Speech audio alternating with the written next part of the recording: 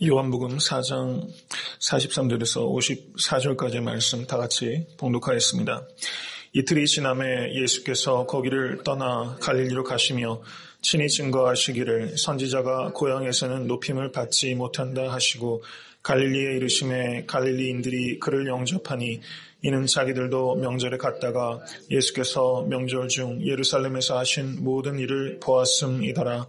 예수께서 다시 갈릴리 가나에 이르시니 전에 물로 포도주를 만드신 곳이라. 왕의 신하가 있어 그 아들이 가버나움에서 병들었더니 그가 예수께서 유대로부터 갈릴리에 오심을 듣고 가서 청하되 내려오셔서 내 아들의 병을 고쳐 주소서 하니 저가 거의 죽게 되었음이라. 예수께서 가라사대 너희는 표적과 기사를 보지 못하면 도무지 믿지 아니하리라. 신하가 가로되 주여 내 아이가 죽기 전에 내려오소서. 예수께서 가라사대 가라 내 아들이 살았다 하신대 그 사람이 예수의 하신 말씀을 믿고 가더니 내려가는 길에서 그 종들이 오다가 만나서 아이가 살았다 하거늘 그 낫기 시작한 때를 물은즉 어제 제7시에 열기가 떨어졌나이다 하는지라. 아비가 예수께서 내 아들이 살았다 말씀하신 그때인 줄 알고 자기와 그 온 집이 다 믿으니라. 아멘. 하나님의 말씀입니다. 어느 포로 수용소 벽에 이런 글귀가 새겨져 있었다고 합니다. 태양이 보이지 않아도 나는 태양을 믿는다. 사랑이 보이지 않아도 나는 사랑을 믿는다. 하나님이 보이지 않아도 나는 하나님을 믿는다. 이렇게 차가운 수용소 벽에 누가 썼는지 알지 못하는 이와 같은 글귀가 새겨져 있었다는 것입니다. 저는 이 이야기를 그 맥스 루케이드 목사님의 책을 통해서 보면서 이게 실제 있었던 일인데 이것을 쓴 사람은 과연 어떤 사람이었을까? 그런 상상을 한번 해봤습니다. 무엇으로 새겼을까? 아마 깨진 유리 조각이나 아니면 끝이 날카로운 돌덩이를 힘겹게 부여잡고 한 글자 한 글자 힘겹게 파 내려왔을 것입니다. 조명이 온전치 못한 그 수용소에서 그 사람의 눈은 무엇을 바라보고 있었을까 생각해 보면서 그의 눈의 특징은 무엇인가? 그 맥스 루케이드 목사님은 그 수용소에서 이 믿음의 글을 새긴 사람의 눈의 특징은 보이지 않는 것을 보기로 선택한 눈이다. 이렇게 표현하고 있습니다. 참 적절한 말이라고 생각됩니다. 보이지 않는 것을 보기로 선택한 눈. 오늘 본문에서 왕의 신하가 나옵니다. 우리는 이 왕의 신하의 눈을 통해서 다시 한번 우리의 눈은 무엇을 보는 눈인가? 보이는 것에 급급한 눈인가? 아니면 그 너머에 보이지 않는 것도 헤아려 볼 수 있는 눈을 가지고 있는가를 되돌아봐야 될 것으로 생각이 됩니다. 오늘 본문 말씀은 참된 믿음의 본질은 무엇인가 하는 것입니다. 신앙에서 이것보다 중요한 질문은 없습니다. 이 질문 앞에 우리가 이 시간을 통해서 설 수 있게 되기를 간절히 바랍니다. 오늘 본문 말씀은 요한복음 4장 43절에서 54절까지의 말씀입니다. 먼저 43절에서 45절까지 이야기는 앞에 있는 사마리아에서의 예수님의 복음 전도와 그 회심의 큰 사건, 그리고 뒤에 나타나는 왕의 신하의 그 아들을 고치신 기적 사건을 그 연결하는 트랜지셔널 그 sentences라고 할 수 있습니다. 연결하는 고리 역할을 하는 것이 4장 43절에서 46절까지 이야기입니다. 그리고 46절부터 53절은 가나에서의 두 번째 기적입니다. 요한복음에 7개의 기적 사건이 매우 선별적으로 기록되어 있는데 그 중에서 두 번째 기적입니다. 여기에서 4장 46절을 보시면 예수께서 다시 갈릴리 가나에 이르시니 전에 물로 포도주를 만드신 곳이라 하면서 가나의 혼인잔치에 대한 언급이 있습니다. 그리고 54절을 보셔도 예수께서 유대에서 갈릴리로 오신 후 행하신 두 번째 표적이니라 라고 얘기하면서 이 기적사건 최고 그 시작부와 종결부가 바로 가나의 혼인잔치를 언급하고 있다는 것은 이 사건과 가나의 혼인잔치와는 밀접한 연관관계에 있다. 이렇게 이해하는 것이 타당한 것입니다. 그래서 많은 학자들이 요한복음 2장 1절에서 4장 54절까지를 요한복음의 첫 번째 큰 단락으로 그렇게 이해합니다. 그래서 from Cana to Cana, 가나에서 시작해서 가나에서 이야기가 맞추게 되는 큰 단락이라는 것이죠. 성경 해석에서 가장 중요한 것은 무엇입니까? 문맥입니다. 이것을 꼭 기억하시기 바랍니다. 성경 해석에서 가장 중요한 것은 컨텍스트입니다. 그래서 오늘 본문 말씀을 이해할 때 이것은 전체의 컨텍스트, 가나의 혼인잔치에서부터 시작된 From Cana to Cana, 오늘 이야기까지 이 전체의 큰 문맥 속에서 이야기들을 읽어낼 때에만 그 이해가 깊어지고 온전할 수 있다는 것을 기억하실 수 있게 되기를 바랍니다. 4장 43절에서 45절은 말씀드린 대로 Transitional Sentence입니다. 전환하는 그런 단락이라고 할 수 있는데 이것 자체가 매우 중요한 의미가 있습니다. 이틀이 지나매라고 하고 있습니다. 43절을 보시면 예수께서 사마리아에 이틀을 거하셨습니다. 그리고 거기를 떠나 갈릴리로 가셨다고 기록하고 있습니다. 44절을 보시면 친히 증거하시기를 선지자가 고향에서는 높임을 받지 못한다 하셨습니다. 근데 45절은 또 굉장히 수수께끼 같은 말을 하고 계십니다.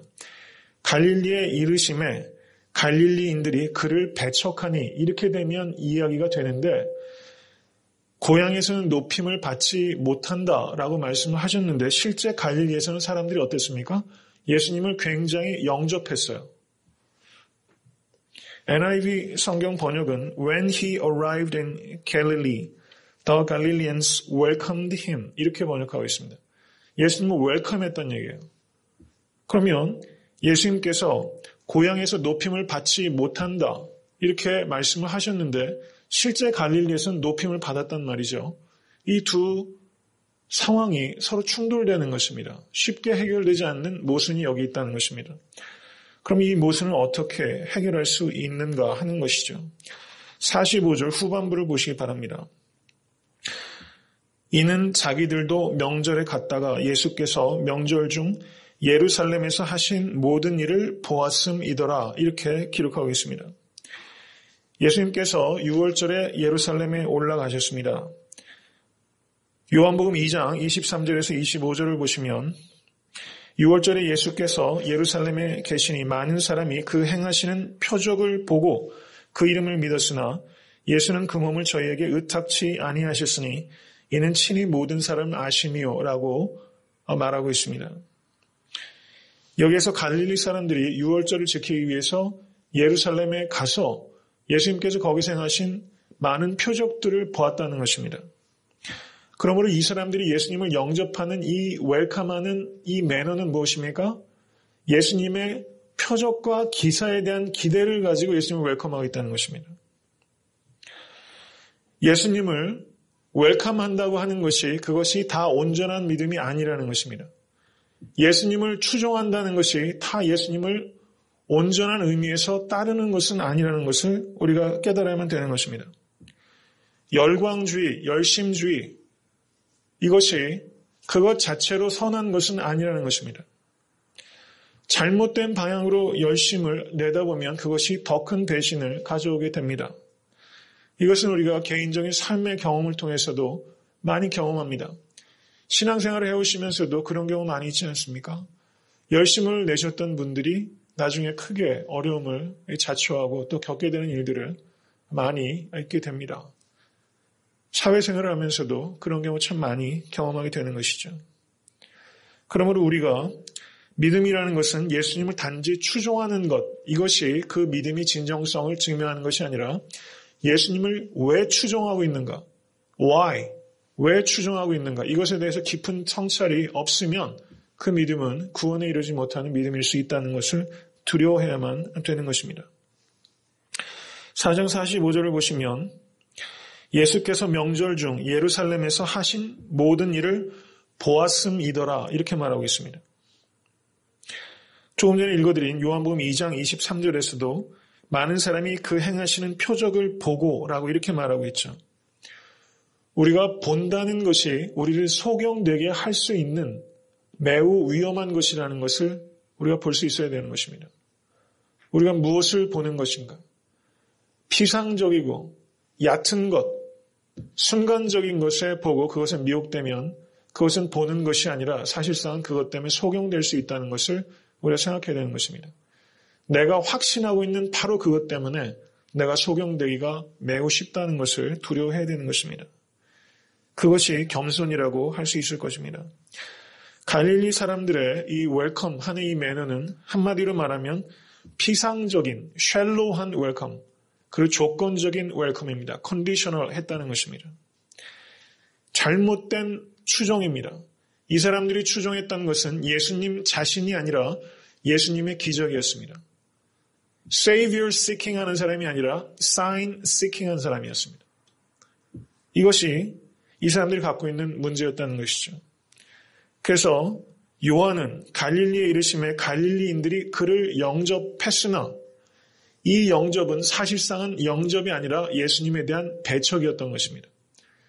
이것을 요한을 깊이 연구하는 성경학자들은 이거를 조헤나인 아이러니 이렇게 표현합니다. 매우 적절한 표현인 것 같아요. 이것이 요한의 역설이다. 여기서 이 사람들이 예수님을 영접했지만 실제는 예수님을 리젝트한 것이다. 사실상은 사도 요한은 그것을 강력하게 역설적으로 더 선명하게 표현하고 있다. 이렇게 볼 수 있다는 것이죠. 이것은 우리 자신을 되돌아보게 합니다. 나는 이렇게 역설적으로 예수님을 영접하고 있지는 않은가? 나의 열심이라는 것이 사실상은 이런 아이러니가 많지는 않은가? 우리의 섬김과 봉사에 이런 아이러니가 있지는 않은가? 한번 자신을 되돌아볼 수 있는 거울을 삼을 수 있게 되기를 바랍니다. 그러므로 예수님을 웰컴한다는 것이 예수님을 받아들인다, 억셉한다는 의미와는 차이가 있다는 것을 우리가 봐야 되는 것입니다. 예수님을 믿는다는 것은 예수님을 단지 영접하는 것이 아니라 예수님의 가치를 공유하고 내가 그 가치를 위해서 삶을 드린다는 것을 의미하는 것입니다. 그런 의미에서의 영접이 아니라면 그것은 여기에서 갈릴리 사람들이 했던 이 피상적이고 조건적인 영접에 불과하다는 것이죠. 그러므로 우리의 신앙의 초점이 sign seeking 하는 사람인가 아니면 savior seeking 하는 것인가? 나는 sign seeker인가 아니면 savior seeker인가? 나는 구주를 추구하는 사람인가 아니면 기적을 추구하는 사람인가?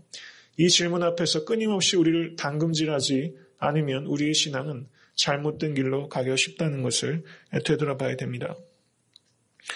오늘 본문에서 4장 44절을 보시면 고향에서는 높임을 받지 못한다 하셨습니다. 그런데 예수님께서 4장 42절까지는 어디에 계셨습니까? 사마리아에 계셨죠. 사마리아에서는 예수님께서 높임을 받으셨습니다. 그러나 정작 고향에서는 높임을 받지 못하셨어요. 사마리아에서는 기적과 표적이 없었습니다. 사마리아에서는 무엇이 있었습니까? 예수님의 말씀이 있었습니다. 예수님의 말씀을 인하여 저들이 믿고 세상의 구주신 줄 믿더라. 저들은 예수님께서 Savior, 온 우주의 구주심을 고백했던 것입니다. 표적과 기사가 없이 예수님의 세상의 구주심을 믿은 것입니다. 말씀을 저들은 믿은 것입니다. 우리가 겉으로 드러나는 표적과 기사가 사마리아에는 없었지만 사마리아에는 변화된 인격이라는 사마리아 여인의 기적이 있었습니다. 그 기적, 그리고 유대인들이 사마리아인들을 상종하지 아니함에도 불구하고 이틀간이나 사마리아인의 집에 들어오셔서 거하셨던 예수 그리스도의 인격과 성품과 말 속에 나타나는 그 기적, 사마리아인들은 그것을 기적으로 볼 수 있는 눈을 가졌던 것입니다. 그래서 이들은 예수를 세상의 구주라고 고백하고 믿을 수 있었다는 것이죠. 그러므로 우리의 눈은 보이는 것만을 보는 눈이 아니라 보이는 것의 근원적인 보이지 않는 것을 볼 수 있는 그런 깊은 눈을 가질 수 있기 위해서 부단히 기도하시고 또 그런 눈을 또 개발하실 수 있게 되기를 간절히 바랍니다. 이제 4장 46절을 보시면 예수께서 다시 갈릴리 가나에 이르셨습니다. 수가에서 가나까지는 약 40마일 정도의 거리입니다. 전에 물로 포도주를 만드신 곳이라. 왕의 신하가 있어 그 아들이 가버나움에서 병들었더니 이렇게 말하고 있습니다. 가버나움은 가나에서 약 14마일, 30km 정도 떨어진 곳입니다. 여기서 이 왕은 갈릴리와 베레아 지방을 다스리는 분봉왕이었습니다. 헤롯 대왕의 아들입니다. 이 사람의 이름은 헤롯 안티파스입니다. 세례 요한을 참수해서 죽였던 부도덕하고 포악한 왕입니다. BC 4년부터 주후 39년까지 다스렸던 왕입니다. 그 신하입니다. 지금 아들이 열병으로 죽기 직전입니다. 그래서 30km를 지금 급하게 달려온 것입니다. 근데 4장 47절을 보시면 그가 예수께서 유대로부터 갈릴리에 오심을 듣고 가서 청하되, 신앙은 듣고 가서 청하는 것입니다. 여기서 청한다고 하는 이 단어는 성경 원어로는 imperfect 시제가 사용됩니다. 이것은 keep requesting 했다는 것입니다. 계속해서 예수님께 간청하고 또 간청했다라는 이 사람의 절박한 마음이 여기에 표현이 되어 있는 것입니다. 듣고 가서 청하는 것입니다. 이 왕의 신하의 태세로부터 우리가 배워야 되는 것은, 기도라는 것은 무엇입니까? 이렇게 계속적으로 간청하는 것이라는 것이죠. 열렬한 마음으로 하나님 앞에 간구하는 그런 자세가 이 사람의 모습을 통해서 우리가 배워야만 되는 것입니다. 여기에서 이 사람은 내 아들의 병을 고쳐주소서 하니 저가 거의 죽게 되었더라, 이렇게 말하고 있습니다. 여기에서 4장 47절에 내 아들이라고 했을 때 이 아들의 이 단어가 성경 원어로 휘오스라는 단어가 사용됩니다. 그런데 예수님께서 48절에 너희는 표적과 기사를 보지 못하면 도무지 믿지 아니하리라, 이렇게 무뚝뚝하게 대답하셨어요. 지금 30km를 허겁지겁 달려온 고관 대작입니다. 귀족인데 자기 체면 다 버리고 일개 목수 출신의 나사렛 출신의 이름도 없는 랍비 교육을 받아본 적도 없는 무면허 설교가입니다. 그 사람 앞에 와서 아무리 자기 자식이 위중해도 거기 와서 이렇게 간청한다는 것 쉽지 않습니다. 이렇게 부정으로 들끓는 마음으로 이렇게 이야기를 하는데 예수님께서는 평소와는 다르게 굉장히 무뚝뚝하게 반응하셨어요. 그런데 49절에 신하가 거르되 주여 내 아이가 죽기 전에 내려오소서, 이렇게 대답하고 있습니다. 근데 여기에서 내 아이라는 단어는 파이디온이라는 단어가 사용되고 있어요. 이거는 조금 전에 내 아들이 병을 고쳐주소서 할 때 휘오스라는 단어와 다른 단어입니다. 여기에서 내 아이란 말은 좀 더 친밀한 단어입니다. 그래서 내 새끼를 죽기 전에 내려오소서, 이렇게 예수님 앞에 휘오스라는 단어를 파이디온이라는 단어로 바꾸면서 이 아이를 내가 얼마나 끔찍히 사랑하고 있는지 그 마음을 예수님께 이 아버지가 전달하고자 했다는 것이죠. 혹시 성도님들께도 열병으로 죽기 전에 아들과 같이 지금 그 불꽃이 조금만 있으면 꺼져버릴 것 같은 그렇게 위태한 지경에 있는 상황들이 있지는 않으십니까? 여태까지 살아오시면서 그런 경험을 왜 안 하셨겠습니까? 죽기 전에 내 새끼와 같은 이 왕의 신하가 가지고 있는 이런 문제, 이 문제는 바로 우리들의 문제라는 것이죠. 저는 왕의 신하쯤 되는 사람이 죽기 전에 내 아이가 없으면 일개 목수 출신의 설교가에게 듣고 가서 청할 엄두나 낼 수 있었겠는가, 이렇게 생각을 해보면 죽기 전에 내 아들이 당장에는 너무나 큰 고통이지만 실제 이 아들이 있었기 때문에 이 사람은 예수 그리스도께로 이끌림을 받을 수 있었다는 것입니다. 그러므로 이 왕의 신하에게 자기의 아들의 고난은 이 사람을 하나님께로 이끄는 자석과 같은 것이라는 것입니다. 이 사실을 믿으실 수 있게 될 간절히 바랍니다. 나에게 지금 허락하신 고난은 하나님께서 나를 하나님께로 이끌기 위한 자석이다. 이것을 C.S. 루이스는 이렇게 표현합니다. 하나님께서 나를 부르시기 위한 메가폰이다, 이렇게 표현했어요. 이 아이는 사실은 변장된 하나님의 축복입니다. 성도님들의 삶 가운데 지금 허락되어 있는 고난을 하나님께로 나를 당기기 위한 자석으로, 듣지 못하는 나를 듣게 하시기 위한 하나님의 메가폰으로 그것을 우리가 받아들이는 것을 믿음이라고 합니다. 그 믿음 가지실 수 있게 되기를 간절히 소원합니다. 그래서 시편 기자는 시편 119편 67절에 고난 당하기 전에는 내가 그릇 행하였더니 이제는 주의 말씀을 지키나이다. 119편 71절에 고난 당한 것이 내게 유익이라. 이로 인하여 내가 주의 윤례를 배우게 되었나이다. 이 말씀이 사실 여기 왕의 신하에게 이 고백이 지금 경험되고 있는 것이죠. 예수님께서는 너희는 표적과 기사를 보지 못하면 도무지 믿지 아니하리라 이렇게 말씀하셨습니다. 여기서 우리가 주의해서 봐야 되는 것은 예수님께서 48절에 너희는 이라고 말하면서 2인칭 복수를 쓰고 있다는 것입니다.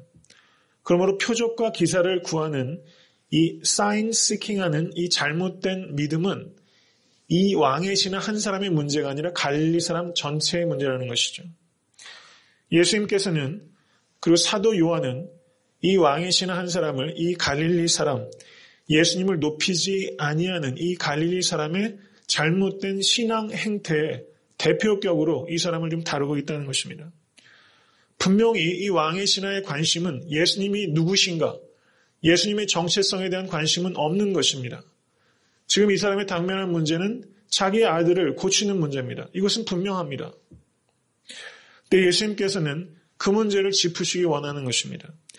왜냐하면 우리에게는 끊임없이 예수님 앞으로 갖고 갈 나의 문제, 이 리스트가 목록이 끝이 없기 때문입니다. 근데 예수님께서는 이 문제를 다루시는 능력이 있으십니다.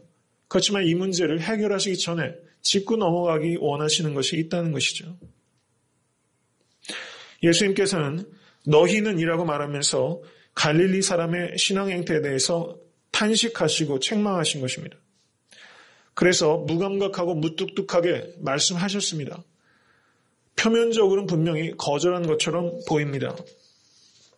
마치 가나안 여인이 예수께 와서 귀신 들린 딸을 고쳐달라고 했을 때 예수님께서 마태복음 15장 23절을 보시면 한 말씀도 대답지 아니하셨고 24절을 보시면 나는 이스라엘 집에 잃어버린 양 외에는 다른 데로 보내심을 받지 아니하였다.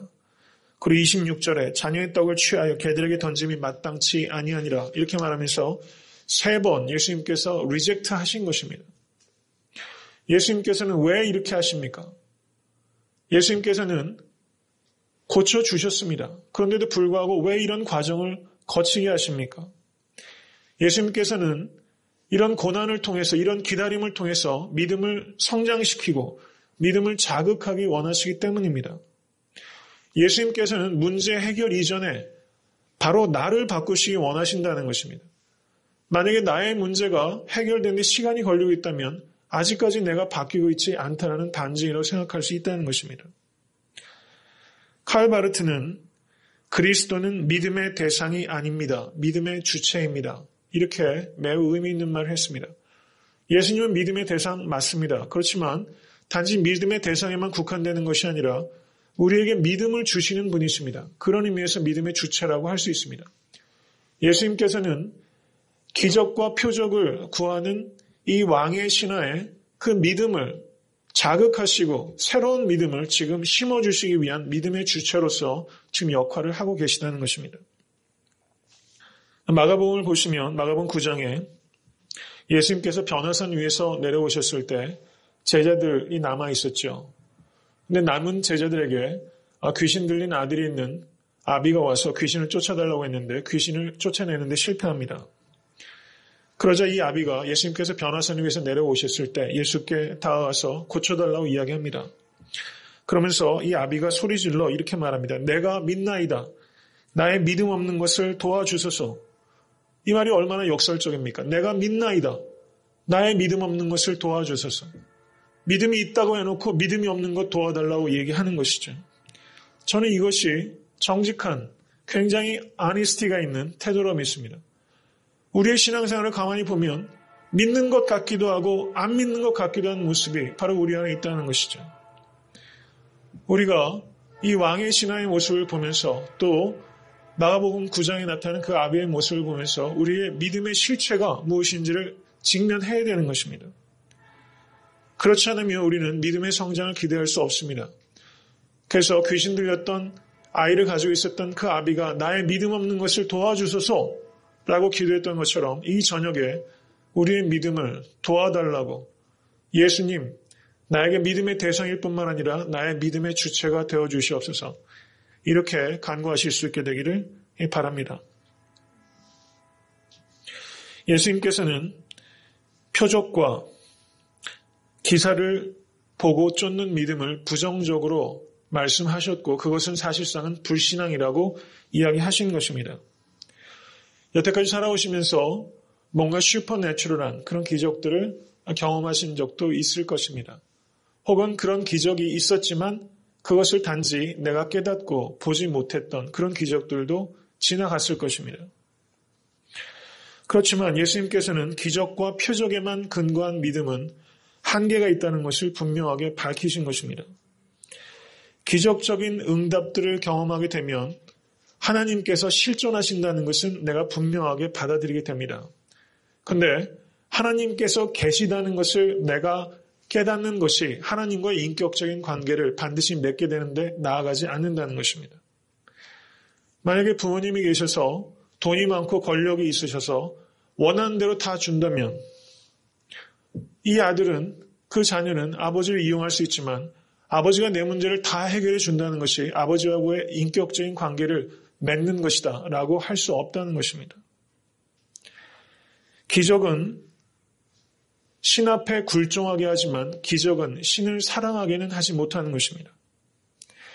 예수님께서 만약에 십자가 위에서 부흥하늘로 솟구치셨다가 땅에 내려오셨다면 그 대제사장들과 사람들의 야유처럼 만약에 예수님께서 그냥 거기서 기적적으로 못을 뚫어내시고 위에서부터 땅으로 강림하셨다면 그 자리에서는 난리가 났을 것입니다. 다 그 자리에서 부복하고 예수님을 다 따르겠다고 했겠죠. 그런데 그것은 굴종인 것입니다. 그렇게 되면 선택할 수 없습니다. 예수님께서는 십자가에 달리기로 끝까지 거기에 머물러 계심으로 말미암아 사람들로부터 굴종이 아니라 사랑의 관계를 맺기를 원하신 것입니다. 그런데 그 장면에 있었던 그 백부장은 사람들은 다 예수님 보고 내려오라고 했지만 백부장만은 거기서 예수님의 죽음을 정확하게 그 이면의 것을 보고서 저가 참 하나님의 아들이라고 고백하는 것이죠. 예수께서 하나님의 아들이시라면 거기서 내려오시는 것이 더 큰 기적이겠습니까? 아니면 예수께서 하나님의 아들이시라면 거기에 달려 계신 것이 더 큰 기적이겠습니까? 예수님께서 거기 달려 계신 것이 더 큰 기적이죠. 가슴이 울리는 기적입니다. 백부장은 그것을 본 것입니다. 보이지 않는 기적을 보는 눈, 그 눈을 그 백부장은 가졌던 것이죠. 하나님께서는 인간의 상상력을 뛰어넘는 그런 기적을 베푸시는 것입니다. 그런 기적을 볼 수 있는 눈을 갖게 된다면 얼마나 행복하겠습니까? 기적 믿으십니까? 기적을 바라십니까? 기적에 대해서 이것을 꼭 기억하시기 바랍니다. 기적에 대해서 비관적인 것은 불신앙입니다. 근데 기적이 통상적이라고 말하는 것은 불건전합니다. 그러면 기적은 무엇입니까? 기적은 하나님께서 주권적으로 행하시는 것입니다. 다시 한번 말씀드리면 기적에 대해서 비관적으로 말하는 것은 불신앙입니다. 왜냐하면 하나님께서는 살아서 지금도 기적을 행하시기 때문입니다. 그렇지만 하나님께서 이 기적을 통상적으로 일상적으로 어느 순간에는 모든 문제를 그같이 기적이라는 방식을 통해서 해결하신다고 말하는 것은 불건전한 것입니다. 하나님께서는 주권적으로 기적을 행하시는 것입니다. 이것이 가장 온당한 기적에 대한 이해라고 생각이 됩니다. 예수님께서 오병이의 기적을 행하셨습니다. 요한복음 6장 14절에 예수께서 행하신 표적을 보고 말하되 이는 참으로 세상에 오실 그 선지자라 하더라. 그러므로 예수께서 저희가 와서 자기를 억지로 잡아 임금 삼으려는 줄을 아시고 다시 혼자 산으로 떠나가시니라. 그 6장 66절을 보시면 이러므로 제자 중에 많이 물러가고 다시 그와 함께 다니지 아니하더라. 이렇게 기록하고 있습니다. 오병이의 기적이라는 엄청난 기적 앞에서 사람들이 예수님의 실체를 바라보고 참된 순종으로 열매 맺는 믿음으로 나아간 것이 아니라 많은 사람들이 오히려 예수 그리스도를 떠나고 억지로 잡아서 왕을 삼으려 했다는 것입니다. 그 기적이 우리를 예수 그리스도께로 예수 그리스도 자신에 대한 관심으로 이끌지 못한다면 그 기적은 아무 유익이 없다는 것을 우리가 생각해야 되는 것입니다. 기적 이면에 그 기적을 행하시는 예수 그리스도를 만나고 예수 그리스도의 뜻에 순종하는 데까지 나아가지 못하면 그 기적은 nothing, 아무것도 아니라는 것입니다.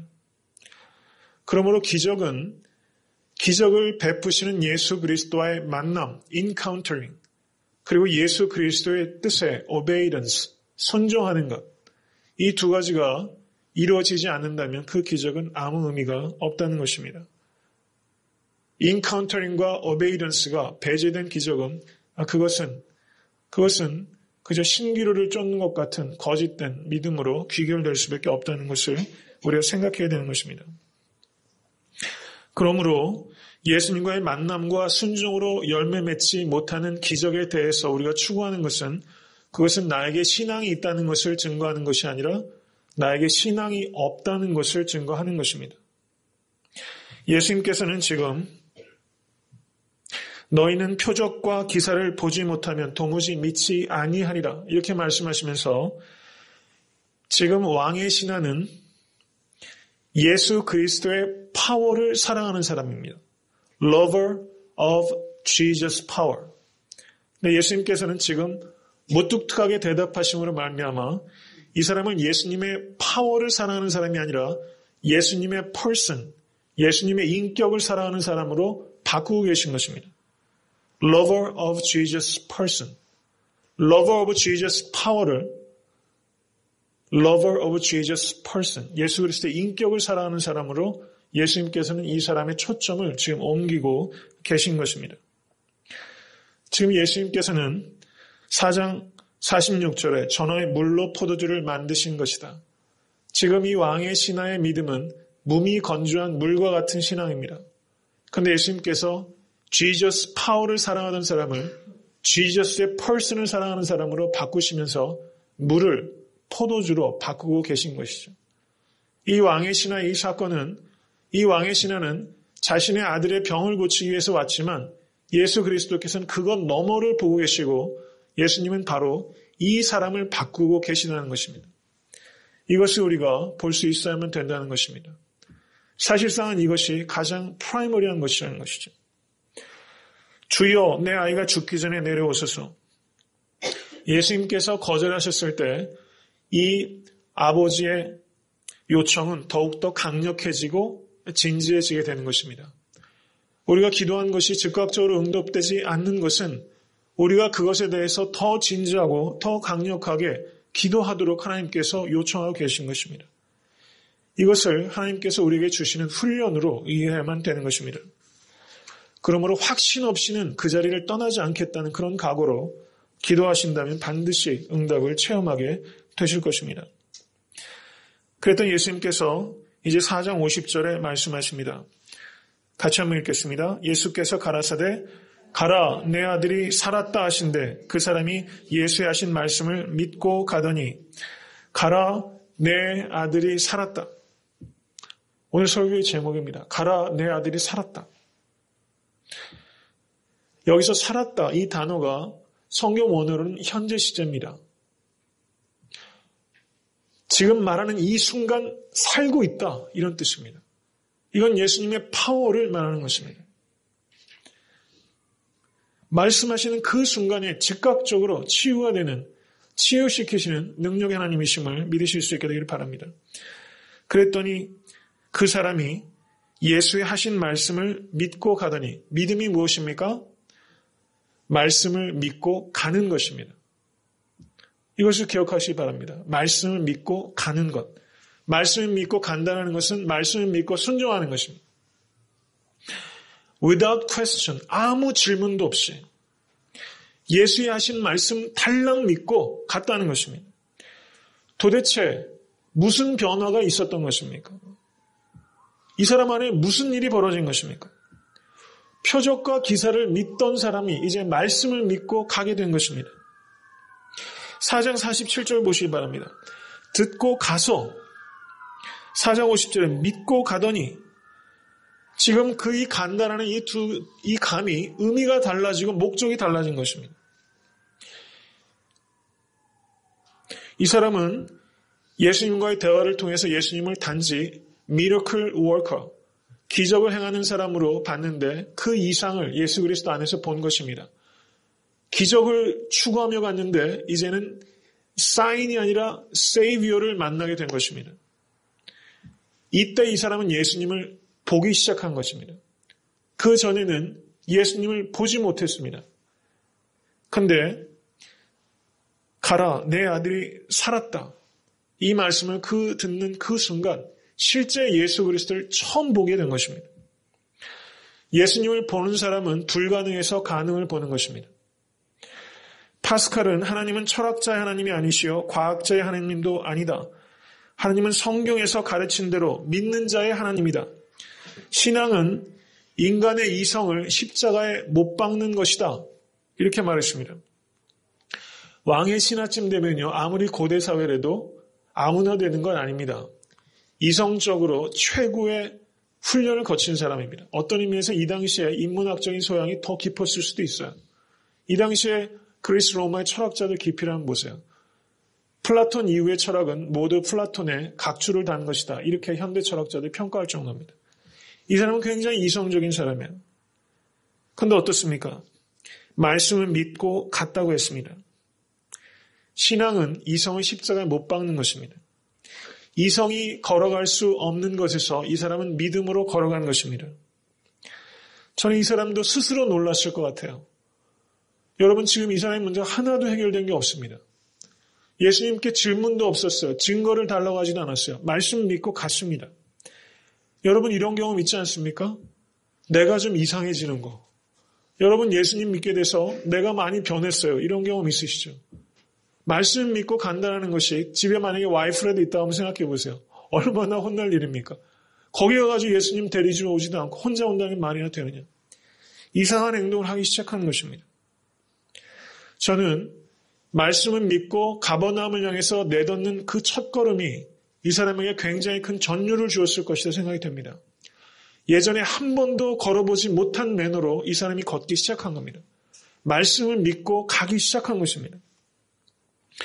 이런 감동이 여러분과 저에게 있게 될 간절히 바랍니다.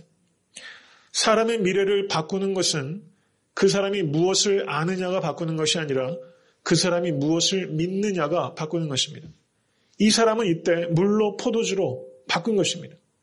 물이 포도주가 되는 그 역사적인 첫걸음, 가버나움을 향하여 말씀을 믿고 가는 그 첫걸음, 이 걸음이 여러분과 제가 걸어야 되는 걸음인 것입니다. 내 아들의 병을 고쳐주소서 청할 때 그의 믿음은 계산적인 믿음입니다. 내 말씀을 믿고 가는 그의 믿음은 절대적인 믿음입니다. 스펄전 목사님은 인간이 하나님 앞에서 할 일은 계산적인 믿음을 갖는 것이 아니라 절대적인 믿음을 갖는 것이다. 계산은 하나님께서 하신다. 믿으십니까?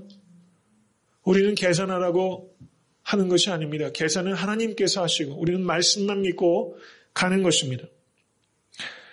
그랬더니 어떻습니까? 4장 51절 내려가는 길에서 참 성경이 얼마나 정교한가를 저는 여기서 또 느낍니다. 이 가나는요 굉장히 구름지대에 있어요. 높은 곳에 있습니다. 근데 가버나움은 해수면 아래에 있습니다. 그러니까 지금 이 아들의 이 왕의 신하는 지금 가나로 올라면 높은 구름을 굉장히 숨가쁘게 사실 올라온 거예요. 그리고 예수님 만난 겁니다. 그리고 지금 내려가고 있죠. 그러니까 내려가는 길에서 사도 요한은 이 길을 아는 사람이에요. 이거 하나하나가 얼마나 정교하게 쓰여져 있는가. 저는 이런 것도 좀 가볍게 넘어가지질 않더라고요. 성경을 그 있는 그대로 하나님의 말씀으로 받으실 수 있게 되기를 바랍니다. 아이가 살았다. 이 말을 듣습니다. 이때 이 왕의 신하가 느꼈을 전율을 한번 상상해 보시기 바랍니다. 저는 이것을 묵상하면서 이렇게 한번 생각해 봤습니다. 만약에 예수님을 모시고 가버나움으로 가서 거기에서 예수님께서 병을 고쳐주셨다면, 근데 지금 예수님께서 내 아들이 살았다 이렇게 말씀하셨을 때 그 말씀만 믿고 가는 길에 아들이 살았다 라는 말씀을 듣는 쪽과 어느 쪽의 환희가 더 크겠습니까? 후자가 훨씬 크죠. 후자가 훨씬 크죠. 만약에 전자였다면 예수님을 모시고 가서 병을 고쳤다면 아이의 병은 나았겠지만 주님과의 인격적인 만남, 자신의 삶의 변화는 기대할 수 없는 것입니다. 순종을 연습할 기회가 없었습니다. 믿음이 당금질 뗄 기회를 놓친 것입니다. 만약에 뒤에 문제가 또 생기면 이 사람은 또 예수님 찾아갔을 것입니다. 마치 마술램프에 지니를 찾는 것처럼 또 가서 문제하기를 위해서 예수님 찾아가고 했겠죠. 그런데 한 번도 예수님이 인격적으로 만날 기회를 못 갖는 것입니다. 오히려 그와 같은 기적적인 체험이 교만하게 하고 독단에 빠지게 독이 됐을 가능성이 매우 높습니다. 그런데 후자의 경우는 어떻습니까? 순종을 통한 기적의 체험입니다. 순종을 통해서 경험되는 기적만이 그 의미를 지킬 수 있습니다. 이것을 우리가 기억해야 되는 것입니다. 순종하면 그리고 성결하면 기적을 경험할 수밖에 없습니다. 믿으십니까? 여호수아가 가나안 땅을 정복할 때 스스로 성결케 하라. 그리고 내일을 기다리라. 성결케 하고 순종하면 기적의 삶은 우리에게 일상이 되는 것입니다. 순종을 통한 기적의 체험은 사람을 겸손하게 하고 오직 여호와 하나님 한 분만을 경외하게 하는 것입니다. 그래서 예수 그리스도께서는 전자가 아니라 후자의 방법으로 내 아들이 살았다 이 말씀을 하시고 그런 믿음의 결단을 요청하시고 거기에 순종하고 그래서 이 사람은 물로 포도주로 바뀌게 되는 엄청난 경험을 하게 되는 것이죠. 이제 이 사람이 그 종에게 묻습니다. 52절 그 낫기 시작한 때가 언제였느냐? 이것은 부가적인 질문이죠. 아들의 병 고치는 건 많이 문제였습니다. 그런데 이제 초점이 바뀌죠. 언제 낫기 시작했는가? 예수님이 누구신가? 이쪽으로 초점이 좀 옮기고 있는 것입니다. 그랬더니 제7시에 오후 1시입니다. 열기가 떨어졌나이다. 53절 내 아들이 살았다 말씀하신 그때인 줄 알고 이때 이 아비의 감격이 어떠했겠습니까?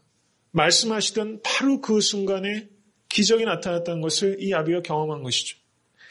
저는 이 순간에 이 아비가 경험했던 이 감격, 제7시에 열기가 떨어졌나이다.